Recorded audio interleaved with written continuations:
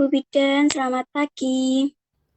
Selamat pagi, Ibu. Mari silakan duduk. Iya Bu Bidan, terima kasih. Dengan Ibu siapa kalau boleh tahu? Sepertinya ini pertama kalinya bertemu dengan Ibu, benar? Iya Bu Bidan, ini pertama kalinya saya kemari. Nama saya Email Bu. Baik, Bu Email ya. Sendirian saja ngomong-ngomong. Iya Bu, sendirian saja kemari. Naik apa tadi kemari? Naik kendaraan umum Bu. Keren sekali ya Ibu ini, berani loh lagi hamil pergi sendiri.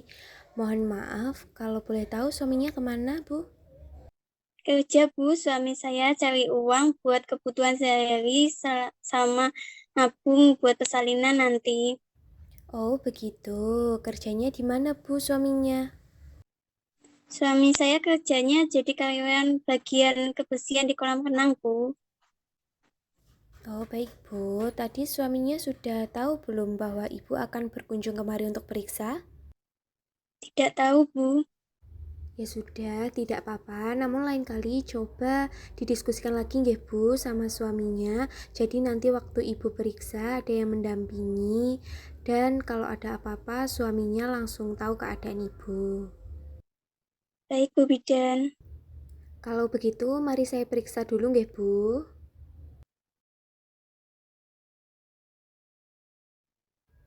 Baik Bu, setelah serangkaian pemeriksaan yang dilakukan, dengan berat hati saya harus mengatakan bahwa Ibu mengalami kondisi kekurangan energi kronis. Kondisi ini itu berkaitan dengan status gizi Bu, yang mana berarti nutrisi Ibu selama hamil belum tercukupi dengan baik. Berarti makanan yang kita konsumsi itu berpengaruh ya Bu terhadap perkembangan kehamilan saya. Tentu saja Bu, setiap ibu hamil itu membutuhkan energi yang besar untuk mendukung pertumbuhan dan perkembangan bagi dirinya sendiri dan juga janinnya. Nah, sekarang saya ingin bertanya kepada Ibu, apakah selama hamil Ibu mengkonsumsi makanan yang cukup gizi? Selama ini ya saya makan makanan yang seadanya Bu, karena juga sadar ekonomi rumah tangga kami, jadi ya hanya bisa makan makanan yang semampunya. Oh iya, apakah biasanya Ibu juga makan sayur? Terus itu biasanya makan berapa kali sehari? Saya ya kadang-kadang Bu biasanya makan 2 kali sehari, kadang-kadang ya juga 1 kali sehari Bu. Sebelumnya mohon maaf ya Bu, jika pertanyaan saya mengganggu Ibu. Apakah saya boleh tahu mengenai kondisi ekonomi Ibu? Ibu tidak perlu ragu bercerita kepada saya. Ini akan menjadi komunikasi pribadi antara Ibu dan saya. Saya harap Ibu mau terbuka kepada saya agar saya bisa memberikan pelayanan yang sesuai dengan kebutuhan Ibu. Jadi ya begini Bu, saya itu senang bisa hamil, namun saya juga khawatir tentang masalah ekonomi, karena keadaannya kami ini memang kurang mampu dan hanya suami yang bekerja, gajinya tidak seberapa. Jadi ya harus dibagi-bagi Bu gajinya untuk kebutuhan makan, bayar listrik, tabungan, buat persiapan lahiran nantinya. Bahkan saya saja juga jarang memeriksakan kehamilan saya ini Bu. Saya hanya waktu di awal tahu kalau saya hamil dan sekarang ini sama ibu. Kalau boleh tahu lagi, rumah yang sekarang ditempatin itu rumah sendiri atau bukan, Bu? Iya Bu, rumah sendiri, tapi ya rumahnya kecil, nggak besar dan nggak bagus. Tidak apa-apa, yang penting bisa buat berteduh ya, Bu.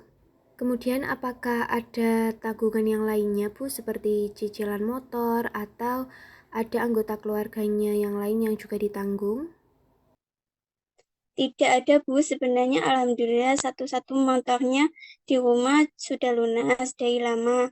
Tahunya namanya juga ya ekonomi, Bu pasti naik turun. Bahkan saya juga nggak bisa periksa ke dokter karena takut biayanya nggak cukup.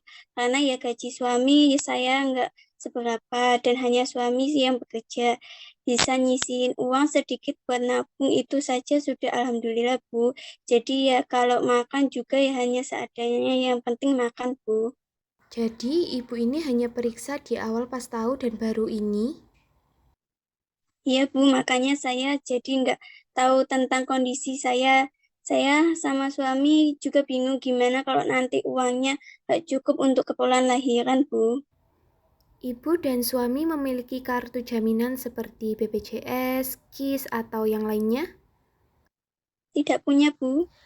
Nah, kalau begitu, saya sarankan ibu dan suami bisa mempertimbangkan program kesehatan dan bantuan sosial yang juga tersedia bagi ibu hamil ya Bu, seperti BPJS. Kemudian, jika ibu sudah terdaftar sebagai peserta BPJS, untuk mempersiapkan persalinan nanti, ibu bisa mengurus pengajuan jaminan persalinan atau Jampersal. Program tersebut memang difasilitasi bagi keluarga yang memang kurang mampu serta tidak memiliki jaminan kesehatan sehingga bisa mendapat bantuan untuk persalinan nantinya. Oh, jadi ada ya Bu program bantuan untuk persalinan itu. Iya ada Bu, maka dari itu sekarang saya sarankan Ibu untuk segera mengurusnya supaya nanti Ibu bisa mendapatkan bantuan untuk bisa periksa mengenai kesehatan Ibu dan bayinya serta mendapat bantuan untuk proses persalinan. Baik Bu Bidan, nanti akan saya obrolkan dengan suami saya untuk mendaftar program tersebut. Iya Bu, kemudian kembali ke permasalahan kesehatan Ibu ya. Jadi Ibu itu harus tetap mencukupi kebutuhan nutrisi Ibu selama hamil. Karena kondisi seperti ini tuh akan menyebabkan dampak yang kurang baik bagi Ibu dan bayi Ibu.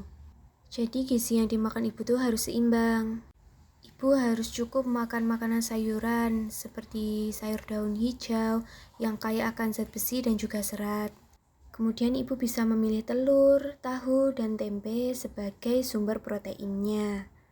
Namun jika ada rezeki lebih, ibu boleh sesekali membeli ikan, ayam, atau daging. Dan jangan lupa juga untuk buah-buahannya, Bu. Makanannya itu tidak harus mahal, Bu. Pilih bahan makanan yang harganya murah dan sesuai dengan ekonomi ibu. Namun harus divariasikan agar ibu dan bayi bisa mendapat asupan yang cukup. Kuncinya, ibu dan suami harus lebih sigap untuk bisa mengatur keuangan. Baik Bu Bidan, terima kasih atas sarannya. Saya sama suami akan coba mencari bantuan dan berusaha mengatur keuangan kami lagi dengan lebih baik. Iya Bu, ibu jangan lupa juga untuk istirahat yang cukup ya.